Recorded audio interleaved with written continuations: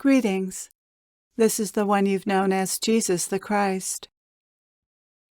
Being kind requires something.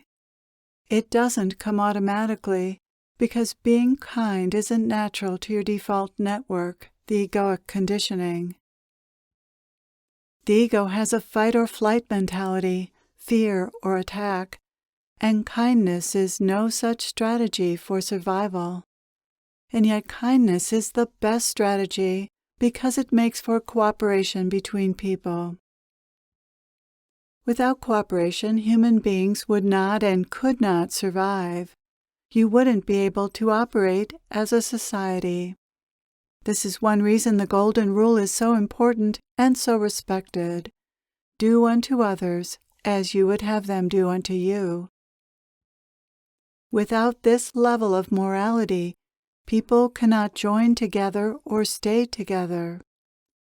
So it's easy enough to deduce what's lacking in your world today, since you're having such difficulty coming together as one world, indeed even as one nation in many cases. What's lacking is old-fashioned kindness. Kindness is the glue that holds societies, nations, families, and every kind of relationship together. Kindness requires a willingness to not react from your default, from the ego. Kindness isn't natural to human beings. It takes effort to choose to act kindly. Kindness requires stopping a moment and making a choice to be respectful toward another. Respect is a component of kindness, a necessary ingredient. Without respect, being kind to others might simply be manipulation on the part of the ego to get what it wants. Kindness must come from a place of, I see you as an equal, and I know you to be good, and I'm open to discovering what good can come from knowing you. Kindness is an extended hand to someone out of goodwill and an expectation of goodwill in return. In that sense, it's like an agreement. People within a society agree to be kind and cooperative with each other because this benefits everyone. This must be a given assumption within society, that you're working together toward the greater good. Without this tacit agreement, a society can't flourish and people within it can't thrive. Kindness is more important than you may think, which is why I'm speaking about it now. It's easy to underestimate the power of kindness and therefore not make the extra effort to be kind. If you underestimate the importance of kindness, you're not likely to be kind. Kindness must be held as a high value, because it is the highest value. Kindness is the expression of a loving heart, and a loving heart is the key to happiness and the key to surviving well, both individually and as a society and a world. That's how important kindness is, for what value would love be if it weren't expressed? Love is the greatest ideal and the greatest value, but it's nothing if it isn't lived, isn't expressed. Love that isn't lived is simply an idea about love. People talk about love and think about love, and churches preach love, but until love is lived, peace won't come to earth. Every day and every moment you choose what's most important to you, and this is expressed in the choices you make about how you spend your time. But more important even than this is how you go about your day. Do you hurry through your day in the most efficient way possible, missing the opportunities to love?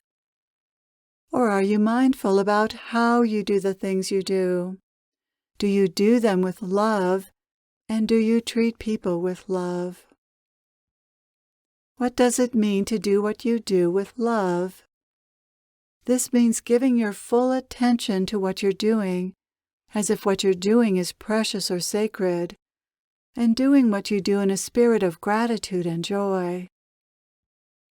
When you love something, you give your attention fully to it, and you give this attention out of gratitude and joy. This is love, simply this. I have often said, what you give your attention to is what you love. When you give your attention to the voice in your head, you're loving those thoughts. You're feeding them, for whatever you give your attention to looms larger in your experience and becomes your experience. When you give your attention to your thoughts, you feed them, and those thoughts will stay as long as you give your attention to them and be fed by others, and those same thoughts will return another time. On the other hand, if you give your attention to what's arising in the present moment, whether it's something you're doing or something you're hearing or experiencing in some other way, then you'll fully drink of that moment. The thing about being present in the moment is that the moment is constantly changing. Even if you're doing the same thing for a while, the experience is never the same moment to moment. What you get when you give your attention to whatever you're experiencing is life. You get to experience your life, real life.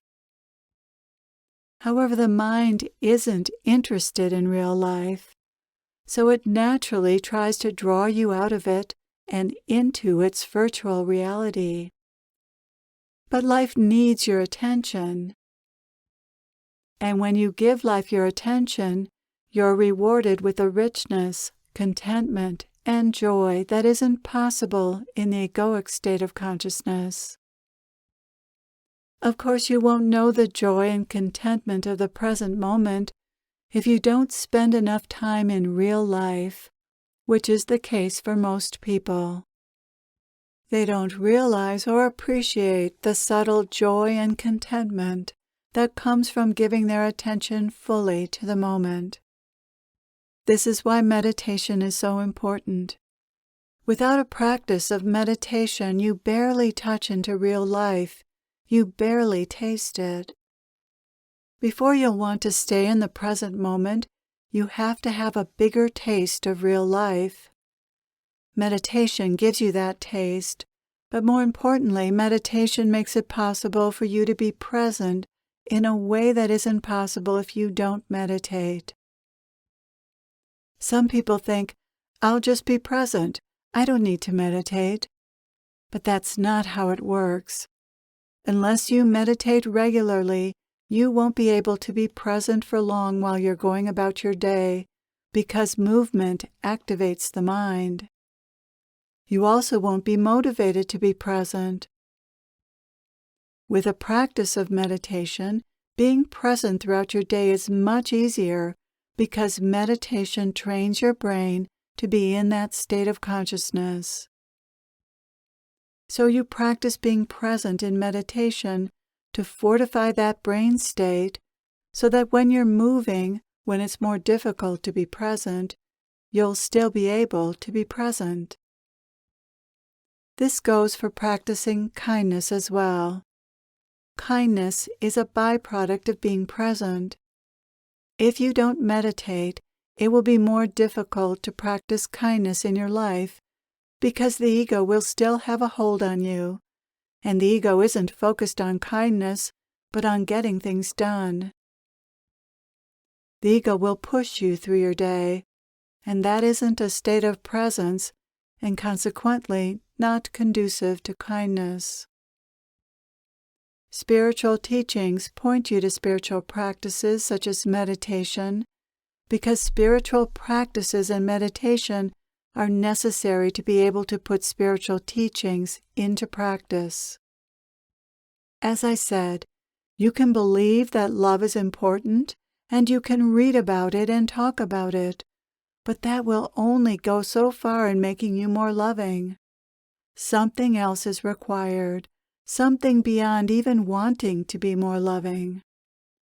Plenty of people want to be more loving but don't succeed. Why not? Because they're living in a state of consciousness that is anti-love. How can love come from that? You have to begin to live in a state of consciousness where love is naturally expressed. And that state of consciousness is developed and arrived at through meditation and other spiritual practices. There's one other point I want to make today that's so important. The people in powerful positions in your world need to be people who are kind, or who at the very least have this as a goal or value. This was true of most Christians in the past, but something has happened to Christianity of late which undermines my most basic teaching. Just as the ego sees love as weak, some sects of Christianity now see love and kindness as weak. They are preaching the opposite of what I taught and calling it Christianity. Any teaching that does not hold love, peace, and unity as the highest value is not what I taught, and that should be plain enough. A society cannot withstand divisiveness in its leaders, its teachers, preachers, politicians, and other influential voices.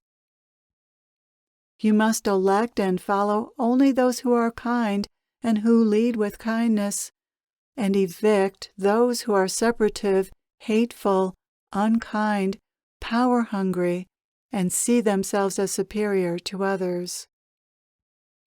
I came to bring people together, not establish a church that placed itself above others for religious or racial reasons. I realize I'm not speaking to those who need to hear this the most, but I want those of you who are dedicated to love and peace to recognize how very important love and kindness are to not only your personal relationships, but society. That is my message today, as always. Thank you for carrying this into the world. I am with you always.